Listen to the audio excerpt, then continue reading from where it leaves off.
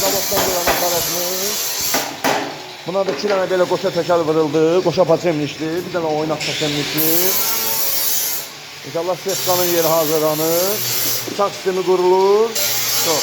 Buna da oynaq sağ gedəcək. Bir dənə də təzə motor qoymuşuq. Bax.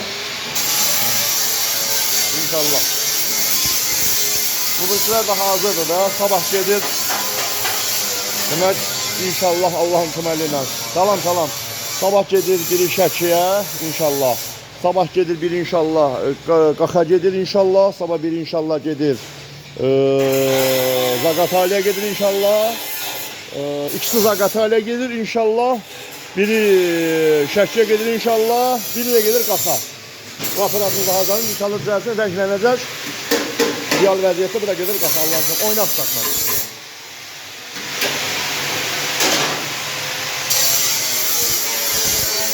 Motorlarımız da inşallah gəlib hamısı. Allah bərəkət versin. Allah pis gözlərdən qorusun. Allah bəd nəzərdən qorusun. Bax belə pakovkada mis sarğılı motorlar. Baxın. İslam ayarlıq sarxan. Pakovka. Baxın. Qara motor mis sarğılı. Super. Güzel vəziyyətdə.